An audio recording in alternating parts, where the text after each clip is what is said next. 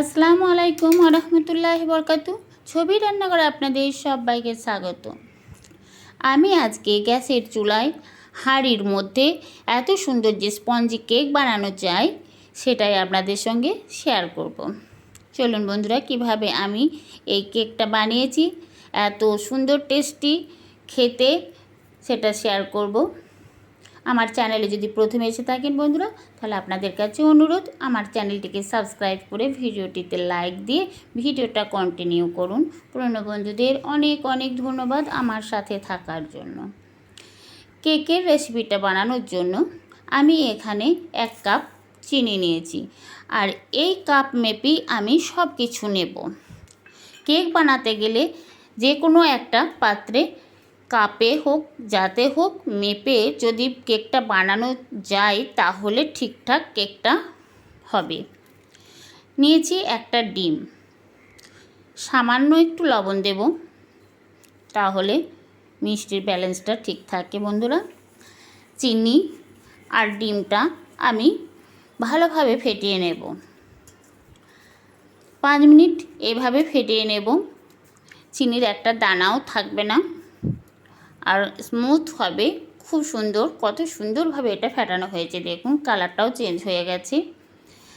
আমি এখানে vanilla essence ব্যবহার করব না।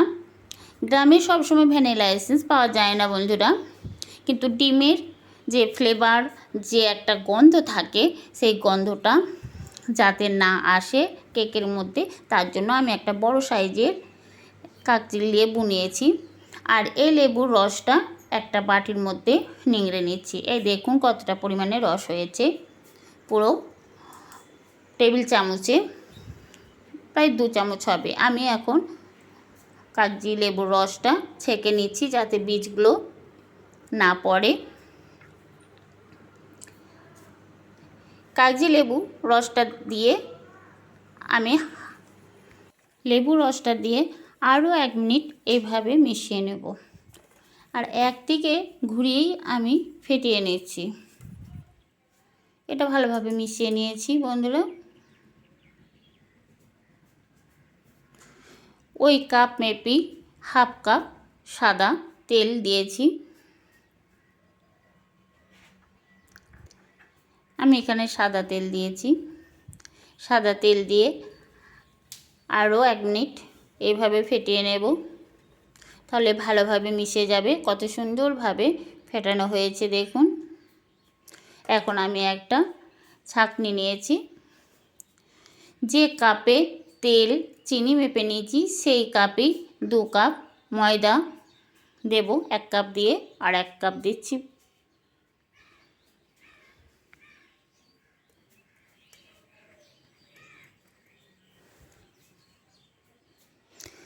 এক চামচ বেকিং পাউডার, 1/3 চামচ বেকিং সোডা, সব কিছু একসঙ্গে এই চালনার সাহায্যে চেলে নেব। যদি একসঙ্গে চেলে নেওয়া হয় তাহলে কেকটা দারুণ সুন্দর ফুলে ওঠে।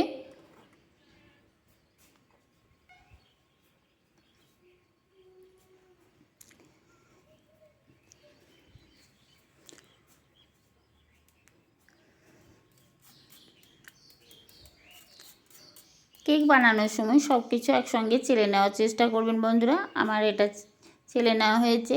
আমি আবার ময়দাটার মধ্যে দিয়ে মিশিয়ে নেব।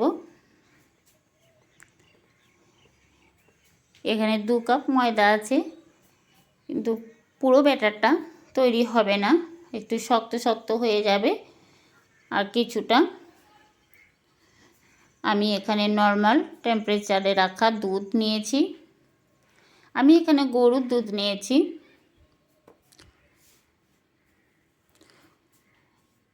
আপনারা চাইলে পাউডার দুধ দিয়েও বানাতে পারেন। এখন অল্প অল্প করে দুধ দিয়ে আমি ব্যাটারটা তৈরি করে নেব। একবারে দুধটা বেশি করে পড়ে গেলে হবে না বন্ধুরা, তাহলে ব্যাটারটা নরম হয়ে যাবে, ঠিকঠাক ব্যাটারটা তৈরি হবে না। আর ব্যাটার যদি তাড়াতাড়ি না ঠিকঠাক হয় তাহলে কেকটাও ভালো হবে না।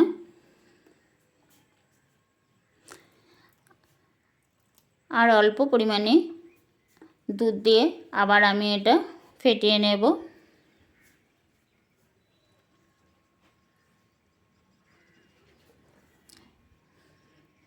ঠিক এইভাবে ব্যাটারটা বানিয়েছি। দেখুন আমি উপর থেকে দেখিয়ে দিচ্ছি। ব্যাটারটা এখন সরিয়ে দেব। যে পাত্রে কেকটা বসাবো সেই পাত্রে একটু সাদা তেল ব্রাশ করে নেব। আমি এখানে এই পাত্রের মধ্যে সাদা তেল ব্রাশ করে নিয়েছি। এখন অল্প একটু আটা ছড়িয়ে দেব। আটা কিংবা ময়দা যে কোনো একটা ছড়িয়ে দিলেই হবে। এখানে আমি কোনো পেপার দেব না। পেপার আপনারা চাইলে পেপার দিতে পারেন, কিন্তু পেপার না দিয়েও কত সুন্দর কেকটা উঠে আসে, পুড়ে যাবে না। আমি এইভাবে আটাটা এই পাত্রের মধ্যে পুরোটা লাগিয়ে নিয়েছি। এখন বাকি যে আটাটা আছে ঝেড়ে ফেলে দেব। এখন ঝেড়ে দিয়েছি। কেকের এই ব্যাটারটা একবার এভাবে ফেটিয়ে এটা উপর থেকে ঢালবো। উপর থেকে ঢাললে এই ব্যাটারের মধ্যে যে হাওয়া থাকবে সেটা বেরিয়ে যাবে।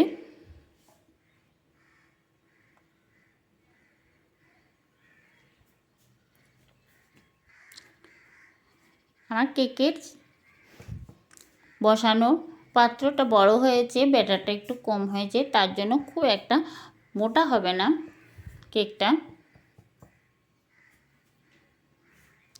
তবে দারুণ সুন্দর ফুলেছিল। এখানে আমি একটা হাঁড়িতে অল্প পরিমাণে বালু দিয়েছি আর বালুটা আগে 10 মিনিট হাই হিটে গরম করে নিয়েছি। এখন যে পাত্রে কেকটা বসিয়েছি সেই পাত্রটা হাঁড়ির মুখে বসিয়ে ঢাকা দিয়ে দেব। গ্যাসের ফ্লেমটা একেবারে লো ফ্লেমে রেখে কেকটা বানিয়ে নেব। 15 মিনিট পর আমি চলে এসেছি। ওপর থেকে কিছু বাদাম, চেরি ছড়িয়ে দিচ্ছি, তাহলে কেকটা দেখতে ভালো লাগবে। বন্ধুরা, কেকের ব্যাটারটা দেওয়ার সঙ্গে সঙ্গে যদি দেওয়া হয় তাহলে কেকটা যখন ফুলে উঠবে বাদাম, চেরি সব ভিতরে ঢুকে যাবে। তার জন্য 15 মিনিট পর আমি খুলে দিয়েছি। আমি পুরো 40 মিনিট পর এসেছি কেকটা দেখব। কাঠির গায়ে লাগে নাই, তার মানে কেকটা ঠিকঠাক হয়ে গেছে। তাই দেখুন কত সুন্দর কেকটা বানানো হয়েছে। কেকটা আমি এখন নামিয়ে নেব। কেকটা বানাতে আমার 40 মিনিট টাইম লেগেছে বন্ধুরা। ঠান্ডা করে তারপর দেখাচ্ছি। ছুরির ডগ দিয়ে আমি এই পাত্রের গায়ে একটু ঘুরিয়ে নেব। যদি লেগে থাকে, কিন্তু লাগে নাই, একটু ঘুরিয়ে নিয়েছি। এখন ওপরে একটা প্লেট বসিয়ে উবুর করে দেব।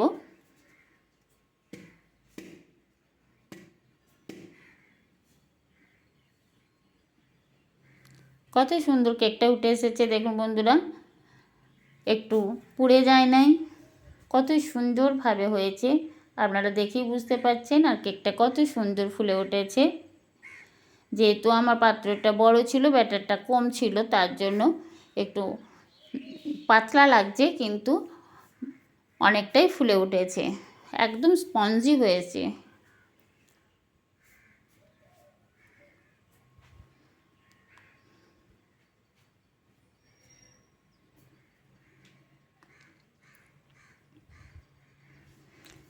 এখন আমি কেকটা আপনাদের কেটে দেখাচ্ছি। দেখুন কেকের ভিতরটা কত সুন্দর হয়েছে, একেবারে স্পঞ্জি।